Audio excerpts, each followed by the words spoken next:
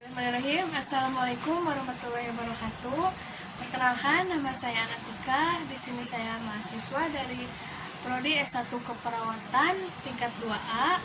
Di sini saya akan mendemonstrasikan bagaimana cara melaksanakan pemeriksaan fisik pada bayi baru lahir kurang dari 24 jam. Selanjutnya, sebelum melakukan pemeriksaan fisik pada bayi baru lahir, ada poin penting yang harus diperhatikan. Yang pertama, validasi nama klien. Lalu yang kedua, bayi itu dilahirkan secara spontan atau secara sesar. Lalu yang ketiga, berapakah nilai Apgar skor pada bayi tersebut saat dilahirkan. Kemudian berapakah berat badan bayi tersebut pada saat dilahirkan. Selanjutnya, sebelum ke tindakan, poin yang langkah penting untuk melakukan pemeriksaan. Yang pertama itu cuci tangan terlebih dahulu menggunakan sabun dan air mengalir, dan bisa juga menggunakan hand scrub.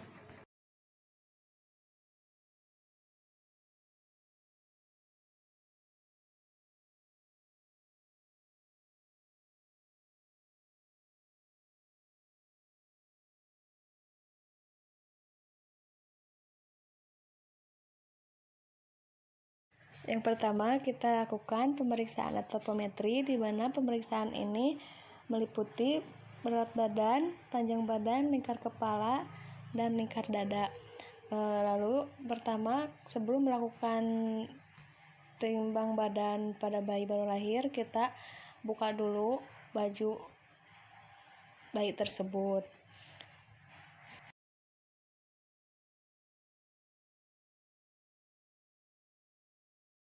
Selanjutnya, bayi diletakkan di atas timbangan. Normal pada berat badan bayi ini sekitar 2.500 hingga 4.000 gram.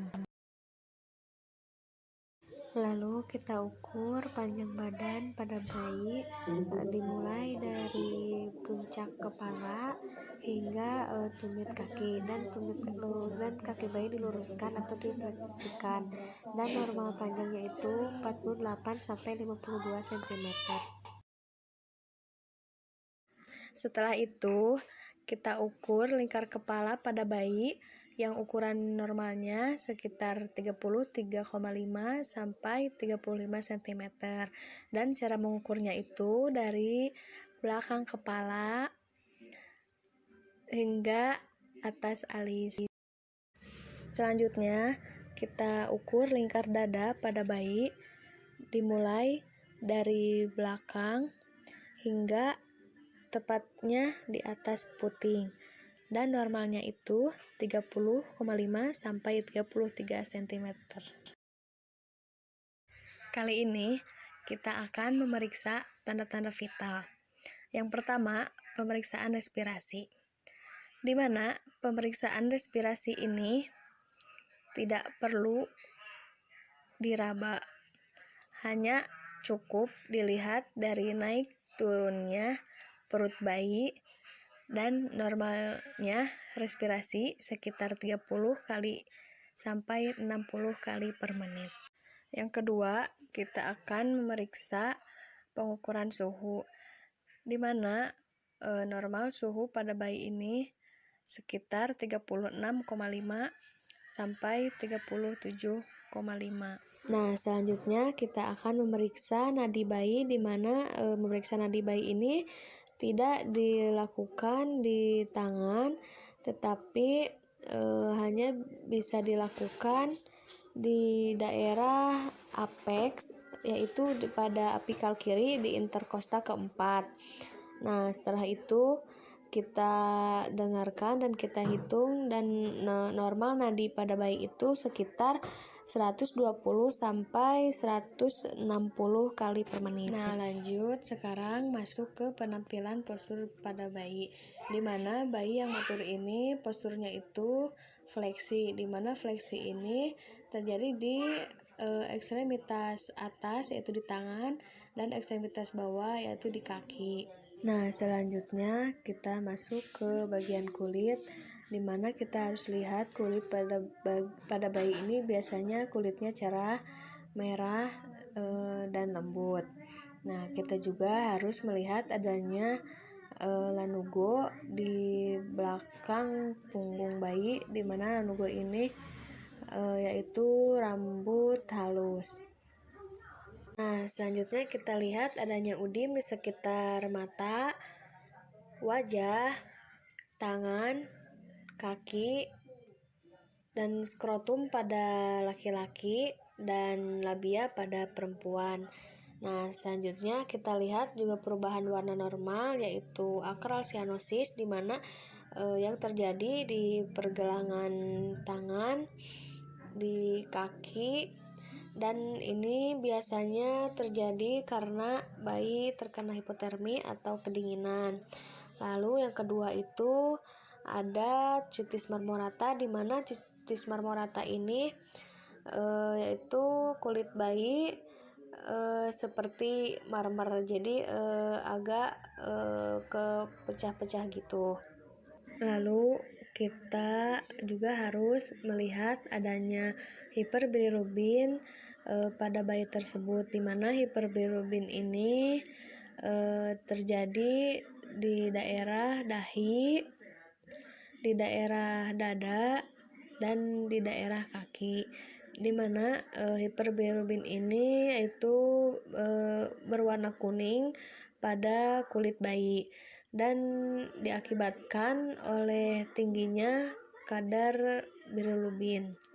Nah, kemudian kita juga harus lihat adanya milia atau kelenjar keringat, di mana ini berbentuk seperti komedo, dan ini biasanya terletak di daerah hidung, di daerah pipi, dan di daerah dagu. Nah, di mana selain di daerah kepala, kelenjar keringat itu terjadi di lipatan-lipatan. Contohnya di lipatan-lipatan ketiak, di lipatan lutut, dan di lipatan sikut.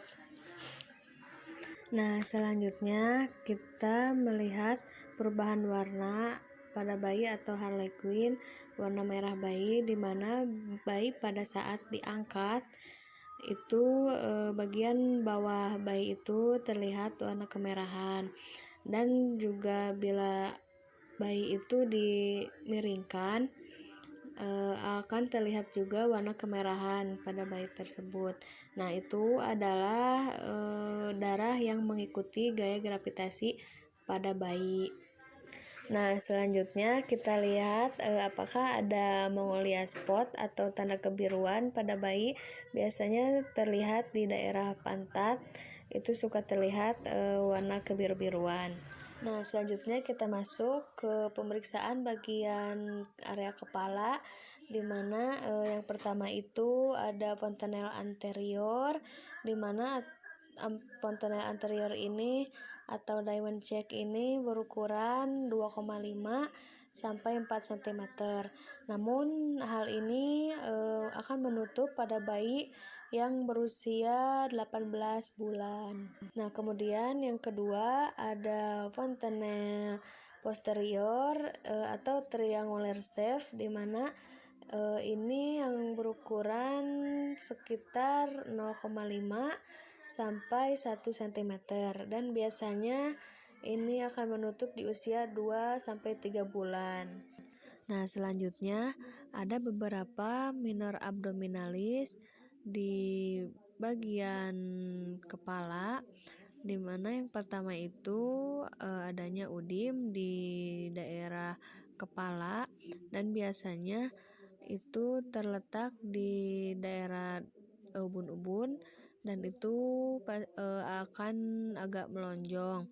Nah, berarti itu tandanya adanya udim. Nah, lalu akan hilang pada usia bayi sekitar 2 minggu. Nah, yang kedua itu ada sepalimatom, di mana ini akan hilang juga pada usia bayi sekitar 4 minggu.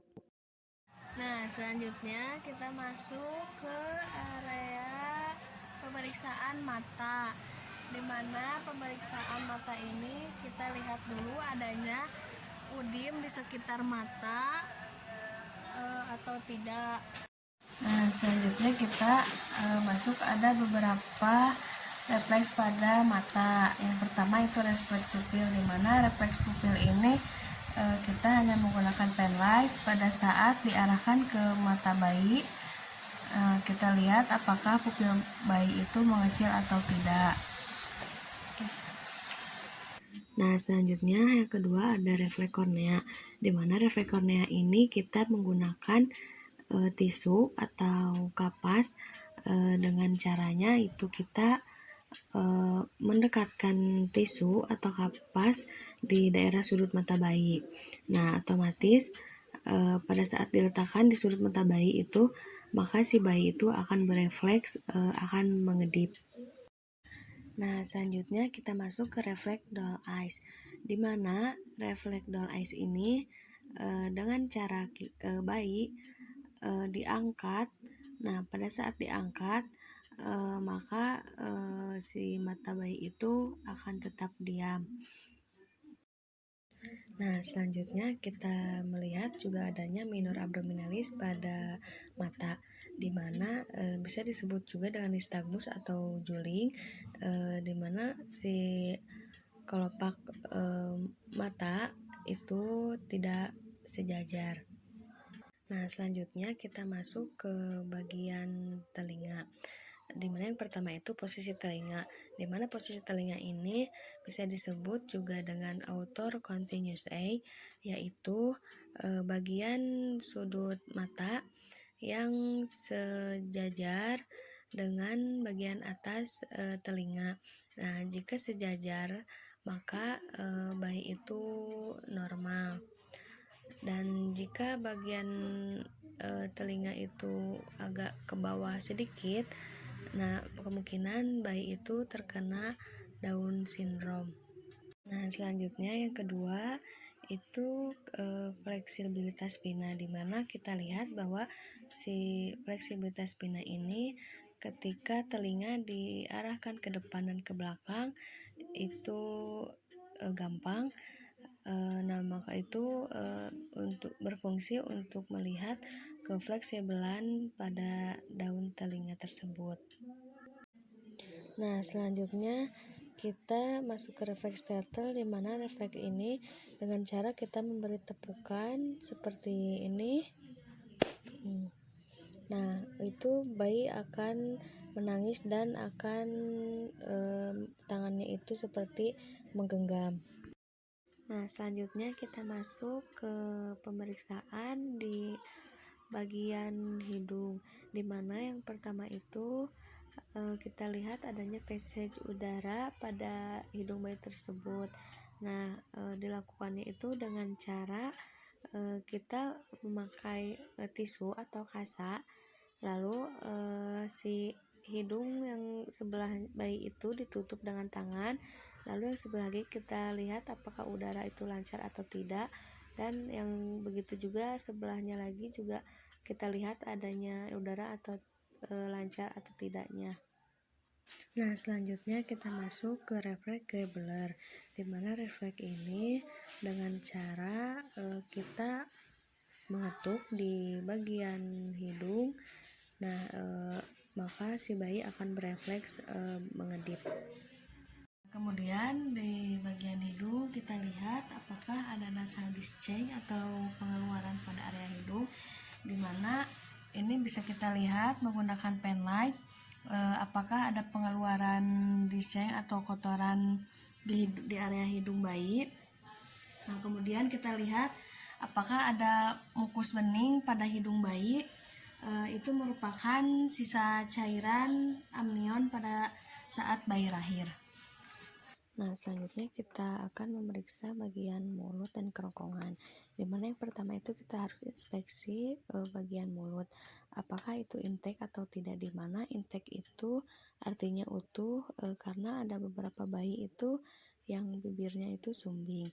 Lalu yang kedua kita lihat adanya uvula atau seperti lipatan-lipatan dagu, itu apakah lipatan dagunya itu di tengah atau tidak.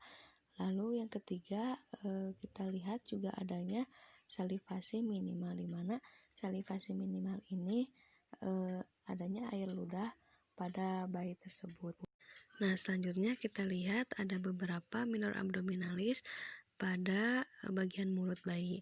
Yang pertama itu natal teeth, di mana natal teeth ini adalah tumbuhnya gigi pada bayi tersebut. Itu karena ibu pada hamil itu kelebihan kalsium sehingga bayi tumbuh gigi.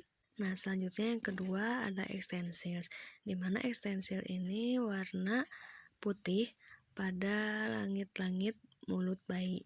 Nah, selanjutnya kita lihat juga adanya refleks-refleks pada mulut.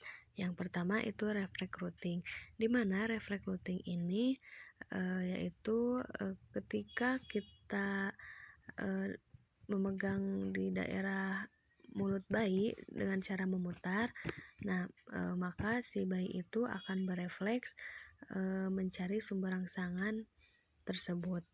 Nah, yang kedua itu refleks sucking, di mana refleks sucking ini yaitu menghisap dengan cara kita memberikan dot kepada bayi itu, nah sehingga bayi itu akan ada refleks menghisap.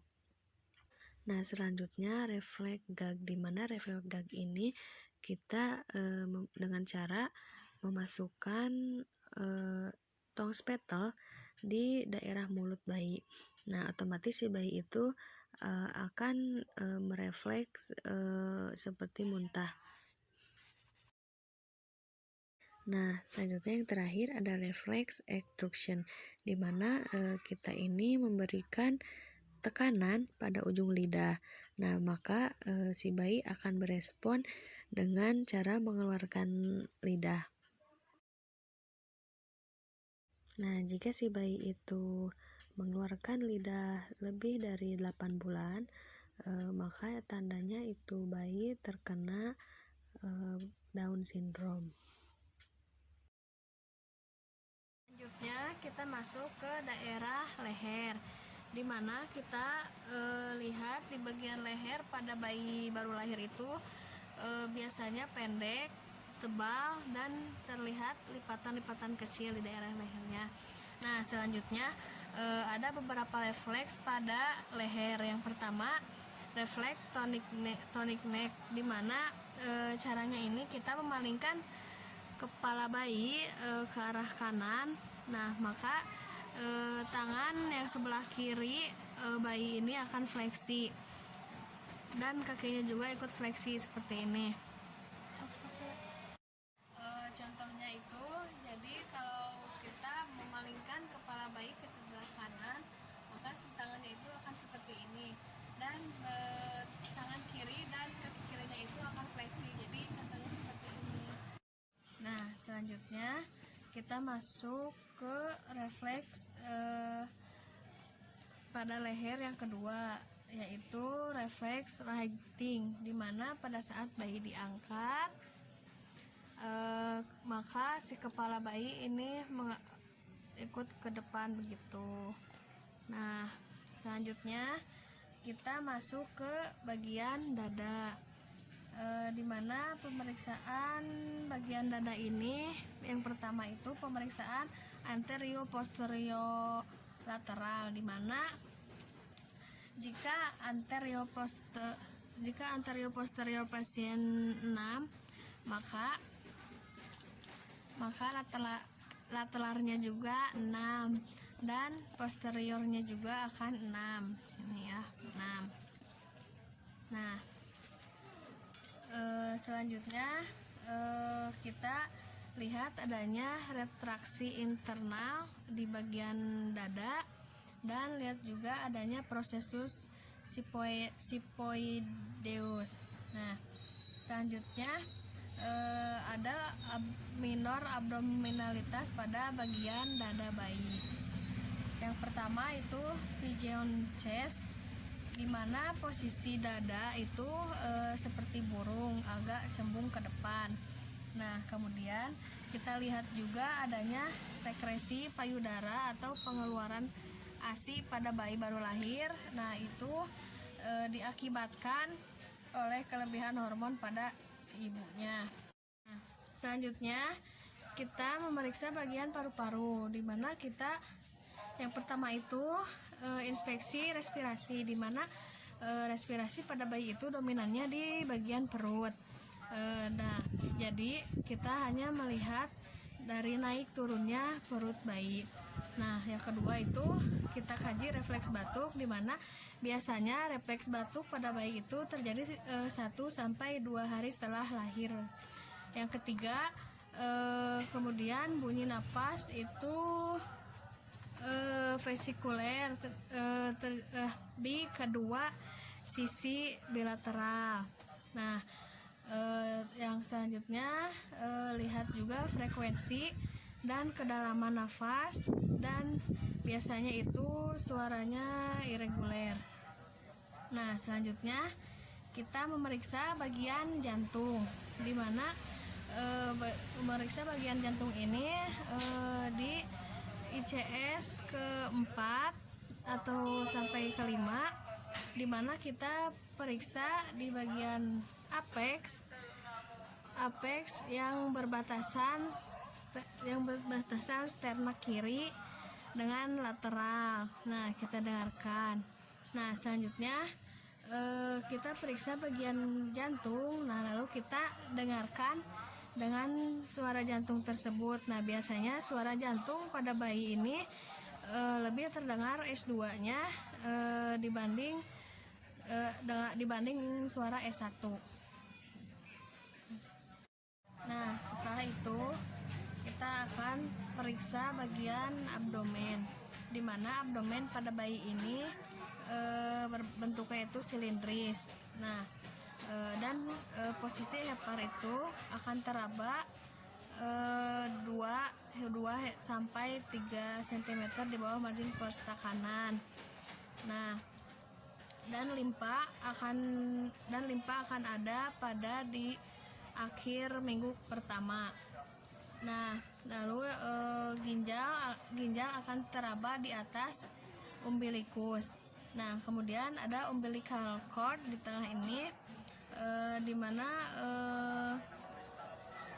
umbilical cord ini akan berwarna kebiruan pada saat lahir. Nah, selanjutnya ada minor abnormalitas abdomen. Yang pertama itu ada hernia, di mana hernia umbilikalis ini yaitu di daerah umbilikal. Nah, selanjutnya adapun refleks pada abdomen itu adalah refleks crawling, di mana kita balikan bayi dalam kondisi tengkurap. Nah, maka si bayi itu perlahan akan maju, dan ini akan hilang pada usia 2 minggu. Nah, selanjutnya kita masuk ke pemeriksaan genitalia, di mana yang pertama itu pada perempuan biasanya di bagian labia minora atau lipatan yang di dalam kemaluan bayi itu biasanya terlihat udim, dan juga klitoriasnya juga terlihat udim. Nah, kemudian terdapat meatus uretra atau lubang perkemihan di bawah klitoris pada perempuan. Nah, kemudian terdapat pernik glasiosa atau lemak di antara labia. Biasanya ada lipatan-lipatan pada bagian dalam maupun bagian luar. Di bagian luar itu terdapat lemak. Nah, kemudian ada miksi pada bayi baru lahir ini, yaitu harus 24 jam. Nah, sedangkan pada laki-laki ini meatus uretra itu terdapat di ujung penis. Misalkan ini penis ya, terdapat di ujung penisnya. Nah, kemudian testis itu akan teraba, dan di antara skrotum itu biasanya skrotum pada bayi itu udim dan tertutup oleh rugae. Nah, kita juga harus melihat adanya semegma atau benjolan pada penis, ya kan, ini penis. Nah, kita harus melihat dulu ada benjolan atau tidak pada penis bayi tersebut, dan lihat juga ada kotoran atau enggak. Nah, miksi pada bayi baru lahir ini sama, yaitu 24 jam. Nah, selanjutnya kita masuk ke daerah bokong dan rektum, dimana kita lihat di bagian spina apakah utuh atau tidak. Nah, lalu kita lihat mekanium pada bayi ini di anus keluar dari 24 jam. Nah, kita kaji refleks anus dengan cara menekuk lutut pada bayi seperti ini, ditekuk karena ini sangat keras jadi susah menekuknya. Nah, lalu maka di bagian anusnya itu akan mengerut. Nah, lalu kita kaji refleks peres, di mana dengan cara menekan arah sakrum ke sepanjang spinal, maka bayi itu akan menangis. Jadi seperti diurut gini, menekan ke arah spinal, maka bayi itu akan menangis. Nah, selanjutnya kita masuk ke ekstremitas, dimana yang pertama kita harus lihat apakah jarinya lengkap atau tidak, apakah jarinya 5, yang ini 5, yang ini 5, yang ini 5 atau tidak. Nah, yang kedua kita lihat rentang gerak di bagian siku dan digerakkan apakah ada pembatasan atau tidak. Jadi ini ditekuk apakah ada pembatasan atau tidak, dan kaki juga ditekuk. Nah, lalu yang ketiga, lihat juga pada kuku bayi itu biasanya berwarna merah muda. Lihat apakah kuku bayi itu warna merah muda atau tidak, dan di jari kakinya juga warnanya merah muda atau tidak. Nah, selanjutnya kita masuk ke kesimetrisan atau sama besar ekstremitas atas dan bawah, di mana tangan kanan dan tangan kiri itu sama besarnya, begitupun dengan kaki kanan dan kaki kiri itu sama besarnya. Nah, kemudian kita harus meraba juga tonus otot pada bayi, dimana secara ditekan-tekan apakah otot itu kuat atau tidak. Nah, kemudian kita kaji refleks grabs, dimana dengan cara menyentuh bagian samping jari bayi, dan bayi otomatis akan menggenggam tangan yang menyentuhnya. Jadi pada saat disentuh gini, bayi itu akan menggenggam seperti ini. Nah, kemudian kita kaji refleks Babinski, di mana dengan menyentuh bagian kaki jari akan mengekar. Jadi di bagian kaki ini disentuh, nah maka kaki bayi akan mengekar seperti ini, dari gini jadi gini. Nah, selanjutnya kita masuk ke refleks ankle conus, di mana dengan cara mengangkat lutut. Nah, kemudian si kaki ini akan mengikuti ke arah depan. Kemudian kita kaji refleks dance step, di mana dengan cara bayi diberdirikan seperti ini, maka si bayi akan berefleks ingin berjalan. Lalu kaji refleks moro atau merubah posisi bayi, di mana misalkan si bayi ini dimiringkan seperti ini, maka si tangan bayi yang sebelah kiri akan fleksi seperti ini dan akan refleks menangis. Kemudian refleks galan, di mana dengan cara sentuhan sisi punggung, kita sentuh sisi punggung bayi di sini. Nah, maka bayi tersebut akan mengikuti sentuhan tersebut. Jadi misalkan saya sentuh ini, maka bayi akan mengikuti seperti ini, akan mengikuti miring. Ya, alhamdulillah pemeriksaan fisik pada bayi baru lahir telah selesai. Selanjutnya bayi akan memakai bajunya kembali agar tidak kedinginan. Alhamdulillah bayi telah selesai dipakaikan bajunya. Selanjutnya kita alangkah baiknya mengembalikan bayi ini kepada ibunya agar bayi bisa disusukan kepada ibunya, untuk melatih juga refleks menghisapnya. pemeriksaan fisik pada bayi baru lahir telah selesai. Selanjutnya tak lupa juga untuk mendokumentasikan di asuhan keperawatan. Nah, selanjutnya kita bereskan alat, lalu cuci tangan kembali menggunakan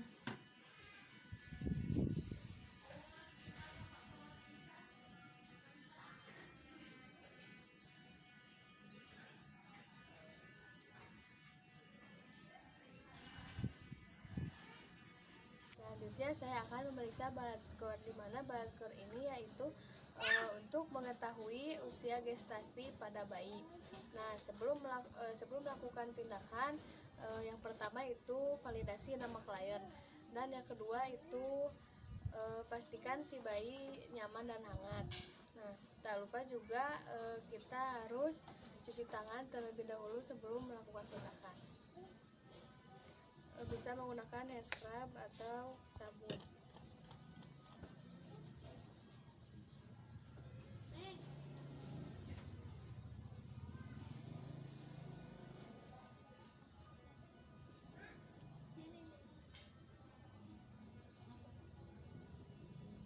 Ya, selanjutnya saya akan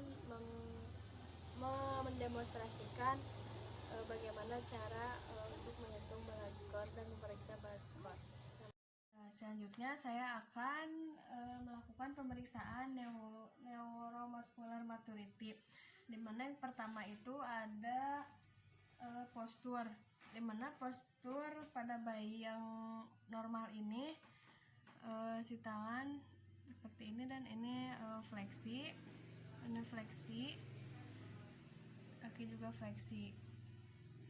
Nah, selanjutnya yang kedua ada square window, di mana square window ini pada saat pergelangan tangan difleksikan seperti ini. Nah, kemudian lihat derajat sikut, apakah lebih kecil derajatnya atau lebih besar. Jika lebih kecil itu tandanya bayi matur, dan jika lebih besar itu tandanya bayi prematur. Selanjutnya ada umbraquial, di mana umbraquial ini pada saat pergelangan tangan atau sikut difleksikan, nah kemudian diluruskan. Pada saat diluruskan kita tekan selama 5 detik. 1, 2, 3, 4, 5. Nah, setelah itu kita lepaskan. Nah, setelah itu kita lihat apakah si tangan bayi itu tetap lurus atau fleksi seperti ini. Nah, maka jika lurus itu tandanya bayi prematur, dan jika fleksi seperti ini maka itu bayi matur. Selanjutnya masuk ke popliteal angle, di mana popliteal angle ini si kaki bayi diekstensikan, diginikan. Nah, kemudian dilipat seperti ini. Nah, jika pada saat kita lepas si kaki bayi itu lurus atau terlipat ekstensi seperti ini. Nah, maka jika si kaki bayi itu lurus, maka ditandakan si bayi prematur. Dan jika si kakinya itu ekstensi atau terlipat seperti ini, maka itu bayi matur. Nah, saya akan memeriksa sharp sign, di mana kita lihat garis tengah bayi atau midline. Nah, kita arahkan si sikut atau tangan ini ke arah berlawanan. Nah, jika si sikut bayi ini melebihi garis midline pada bayi itu, maka itu dikatakan prematur. Dan jika si siku bayi ini tidak melebihi garis midline, maka itu bayi dikatakan matur. Nah, selanjutnya masuk ke heel to ear, di mana heel to ear ini si kaki bayi itu mendekati ke arah telinga. Maaf, ini tidak telinganya. Nah, jika si kaki bayi itu tidak sampai ke telinga, maka itu tidak usah dipaksakan. Nah, itu tandanya jika si kaki bayi ini nempel kayak gini ke telinga, maka itu dikatakan si bayi prematur. Dan jika si kaki bayi ini menjauh dari telinga, itu dikatakan si bayi matur. Nah, selanjutnya saya akan memeriksa physical maturity, di mana physical maturity ini yang pertama kita lihat bagian kulit bayi, di mana bagian kulit bayi ini jika si kulit bayi ini terlihat transparan atau tipis, itu maka bayi prematur. Dan jika si kulit bayi itu tebal, itu dikatakan si bayi matur. Saya akan memeriksa lanugo, di mana lanugo ini jika si bayi prematur itu lanugo atau bulu halusnya itu, rambut halusnya itu tidak terlihat atau bahkan tidak ada di bagian punggung dan di bagian depan. Nah, jika si bayi yang matur itu biasanya terlihat lanugo atau rambut halus di bagian depan ataupun di bagian belakang. Selanjutnya saya akan memeriksa plantar surface, di mana plantar surface ini kita lihat di bagian kaki ini jika terdapat banyak garis-garis, itu berarti si bayi matur. Dan jika garis-garis yang terdapat di kaki itu sedikit atau bahkan tidak ada, berarti itu bayi dikatakan prematur. Selanjutnya saya akan memeriksa bagian breast, di mana bagian breast ini jika bayi prematur itu tidak terlihat benjolan di payudaranya, hanya terlihat datar dan hanya terlihat putingnya saja. Nah, jika pada bayi yang matur itu biasanya terlihat benjolan payudara dan terlihat juga putingnya. Nah, selanjutnya kita masuk ke mata dan telinga, di mana pada bagian mata bayi matur ini biasanya itu terlihat terbuka. Nah, jika pada bayi yang prematur itu biasanya cenderung si mata bayinya itu agak menutup. Nah, selanjutnya ke bagian telinga, di mana bagian telinga ini jika si bayi yang prematur itu ketika difleksikan atau diarahkan ke depan dan ke belakang, itu susah atau tidak balik lagi. Nah, itu bayi yang prematur. Nah, jika bayi yang matur itu ketika difleksikan ke depan dan ke belakang itu pasti akan balik lagi. Itu dinamakan bayi yang matur.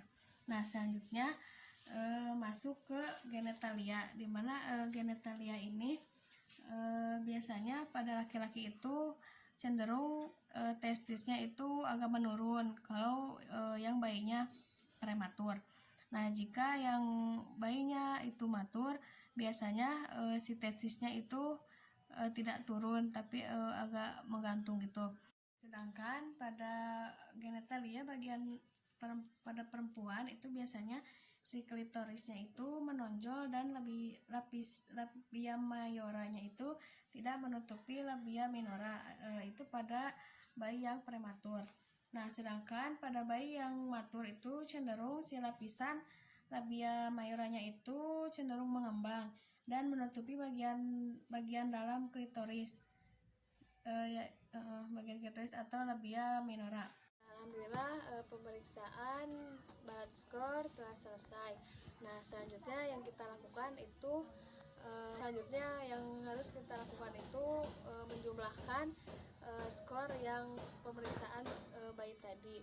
Nah, untuk cara memeriksanya itu, menjumlahkannya itu cukup lihat dari tabel ini dan lihat di maturity rating, dimana misalkan jika jumlah bayi yang tadi saya periksa itu 30, maka si bayi itu sekitar 36 minggu usianya. Mungkin cukup sekian video dari saya. Mohon maaf bila ada kesalahan. Wassalamualaikum warahmatullahi wabarakatuh.